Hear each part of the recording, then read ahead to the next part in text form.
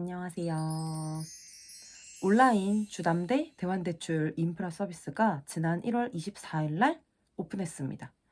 모바일로 간편하게 조회를 하고 바로 낮은 이율의 상품으로 갈아탈 수 있다는 대환대출 서비스 출시로 인해서 정말 많은 분들이 주담대 대환을 알아보고 계실 거예요. 저희도 마찬가지입니다. 저희 상황을 잠시 말씀드리면 22년도 말에 현재 살고 있는 집을 실거주로 매수를 했고 23년도 1월 31일자로 잔금을 치렀습니다. 물론 이때 주담대를 활용했고요. 당시에 카카오뱅크에서 주담대를 받았는데 제가 영상으로도 이렇게 남겨두었어요.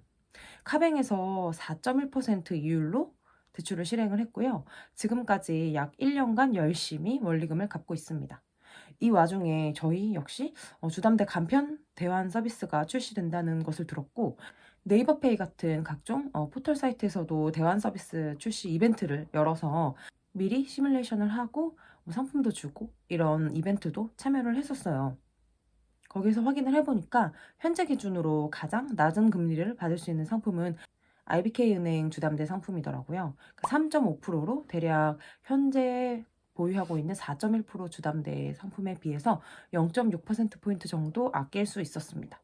주담대 계산기를 돌려보니까 월 금액으로 하면 대략 25만 원에서 한 30만 원 정도 가량을 아낄 수 있겠더라고요.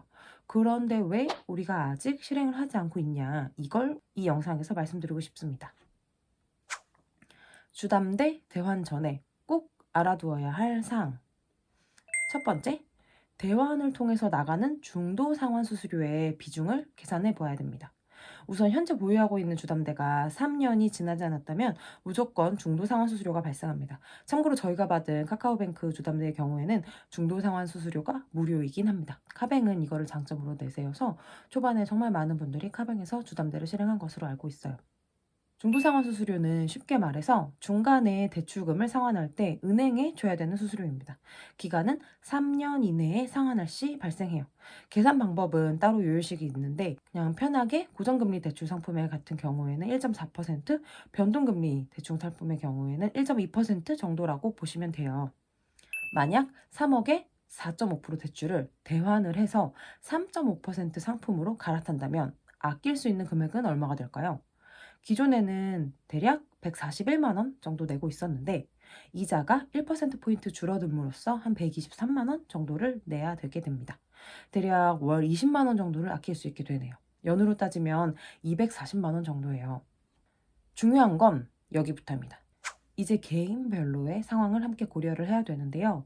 올해 대환을 받고 최소 3년 이내에 또 갈아타기를 하거나 또는 추가 주택 취득 계획이 있는 분들이라면 꼭 주목하셔야 됩니다. 이때는 중도상환 수수료를 2배로 내야 되는 상황이 발생할 수 있기 때문이에요.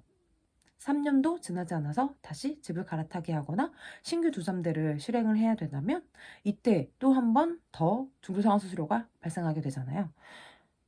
두 번째, 이게 제가 영상을 만든 이유이기도 합니다. 이 부분을 정말 놓치시는 분들이 많아요. 저희도 그래서 우선은 대환 진행을 스탑을 해놓은 상태예요.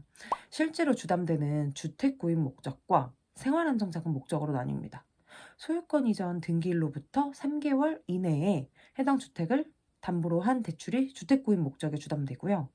이 외에는 생활안정자금 목적으로 보시면 됩니다. 즉, 주택 구입 목적으로 주담대를 받았고 이를 낮은 이율로 대환을 하더라도 소유권 이전 등기일로부터 3개월이 이미 경과가 됐다면 이 대출은 생활안정자금 목적 주담대로 취급이 되는 겁니다.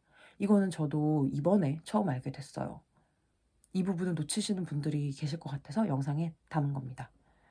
즉, 기존의 주담대를 더 낮은 이율의 상품으로 대환을 하면 그 이후에 추가로 주택을 구입을 하면 안 된다는 뜻이에요.